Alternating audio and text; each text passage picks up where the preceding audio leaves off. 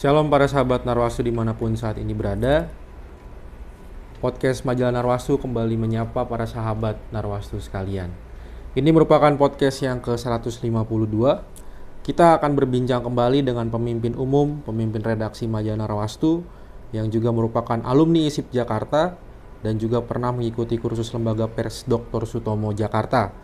Pada perbincangan pada hari ini, kita akan berbicara tentang pengalamannya menjadi narasumber yang berkaitan dengan media komunikasi, sosial politik, dan persoalan kepemudaan.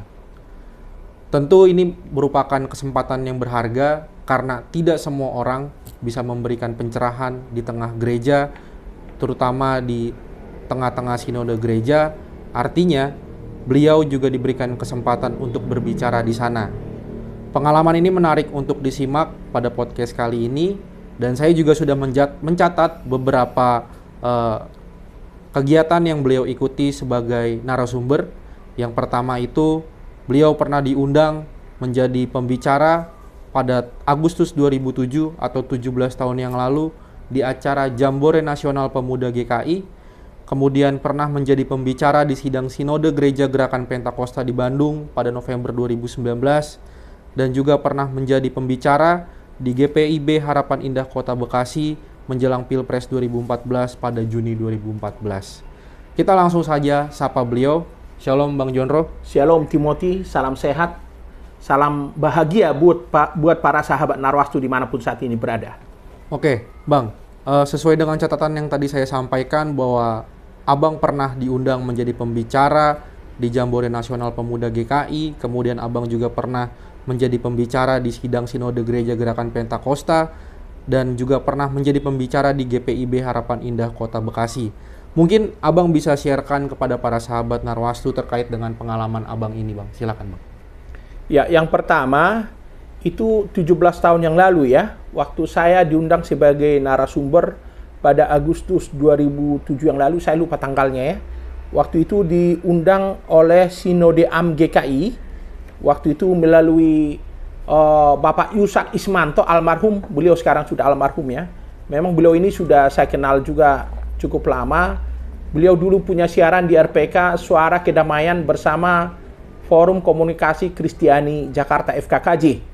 Beliau yang membuat acara ini dengan timnya dari GKI. Waktu itu adalah acara Jambore Nasional Pemuda GKI yang diadakan di Bukit Kasih, Salatiga, Jawa Tengah. Ini acaranya 4 hari kalau tidak salah ya. Kalau saya tidak salah 4 hari.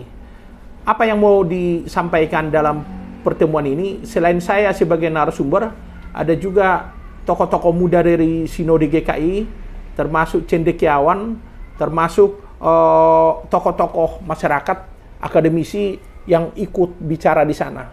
Di sana banyak dibicarakan bagaimana peran pemuda gereja dalam ikut mengisi kemerdekaan, karena itu diadakan pada bulan Agustus.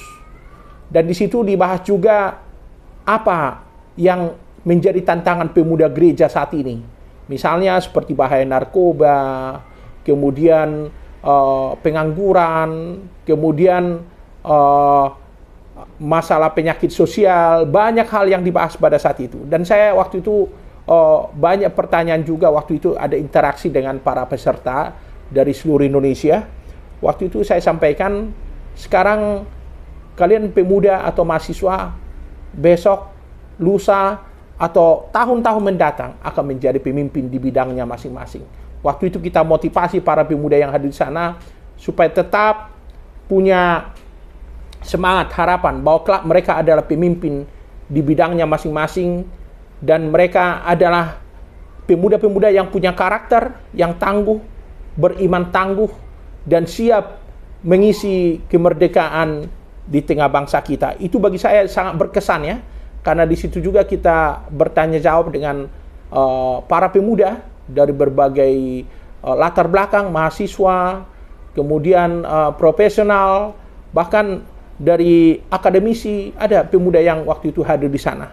Itu bagi saya sangat menarik, Timothy, itu waktu diundang bicara di sana.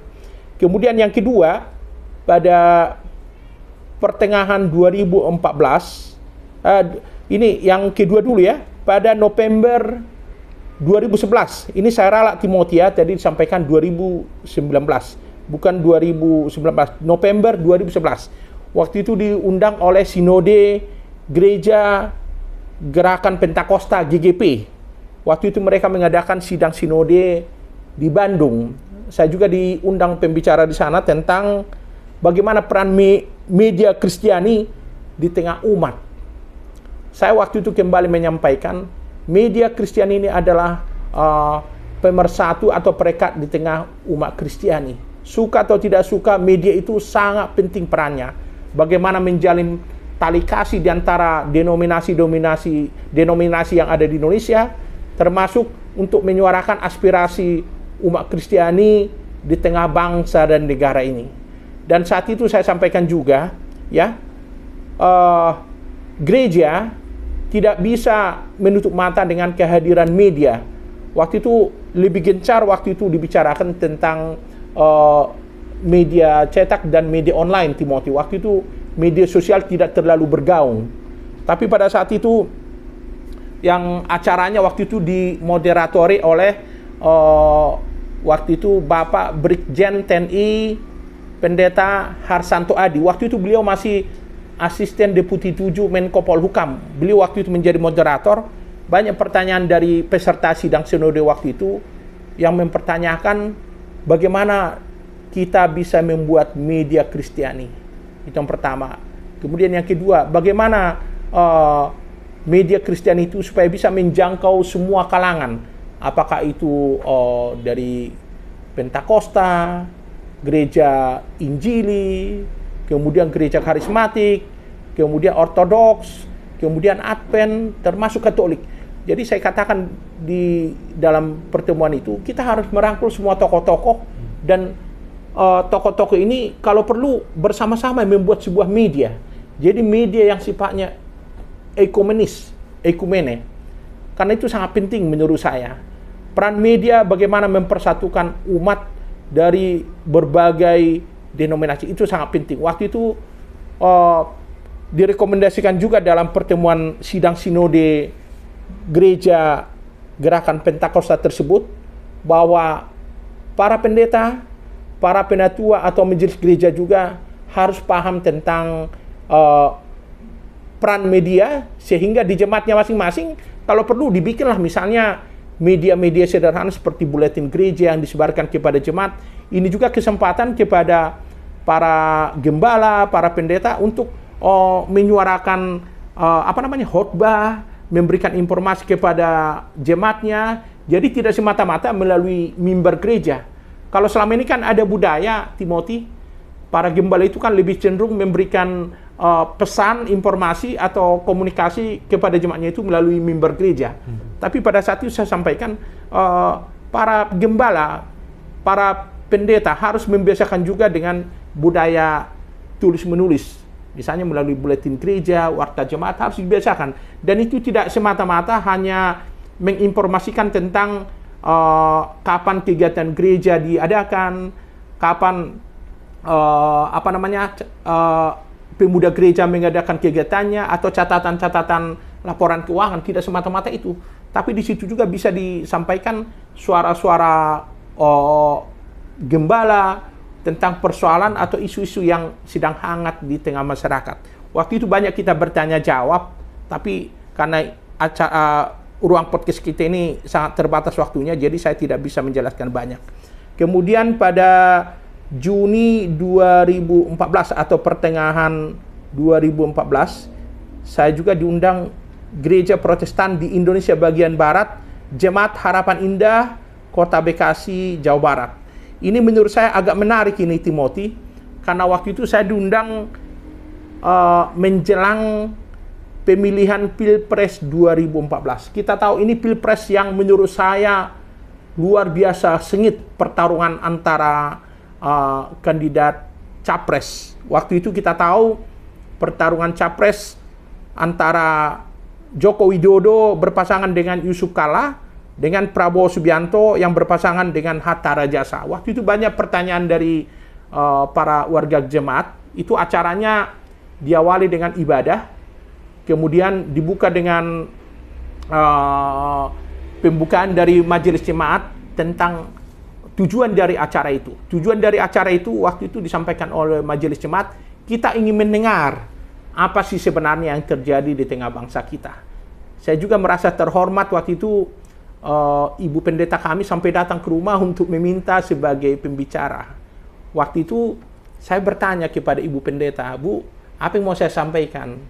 Ibu Pendeta mengatakan, Bapak kan sebagai orang media pasti banyak tahu.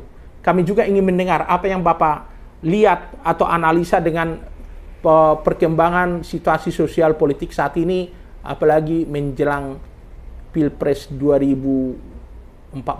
Dan saya sampaikan apa adanya, bahwa semua sudah terbuka di media massa, bahkan di media televisi, apa yang disampaikan oleh para kandidat capres waktu itu. Dan mereka waktu itu ada juga yang bertanya, apa pendapat saya tentang persaingan pemberitaan Metro TV dengan TV One waktu itu yang begitu sengit. Kita tahu sama-sama ya, Metro TV juga TV One waktu itu begitu gencar memberitakan jagoannya masing-masing. Misalnya pada saat itu Metro TV begitu gencar memberitakan tentang kandidat Joko Widodo dengan Yusuf Kala, karena waktu itu didukung juga oleh Surya Paloh sebagai pemilik dari Metro TV. Kemudian berita TV One begitu gencar memberitakan Prabowo Subianto dan Hatta Rajasa, karena pemilik TV One Abu Rizal Bakri mendukung pasangan Prabowo dan Hatta. Jadi ini cukup menarik waktu itu. Dan hanya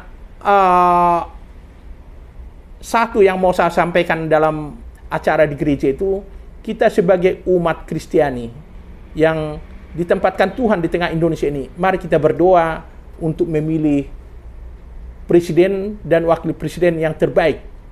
Apa yang terbaik dipilih rakyat, itulah yang harus kita dukung. Jadi suara rakyat pada saat itu harus kita imani bahwa itulah pilihan Tuhan. Dan pada saat itu memang yang menang adalah pasangan Joko Widodo dan Yusuf Kala.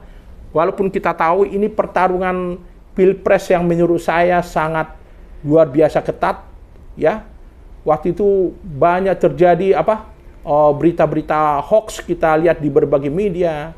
Tapi kita bersyukur ya, Pilpres tersebut berjalan dengan baik dan lancar.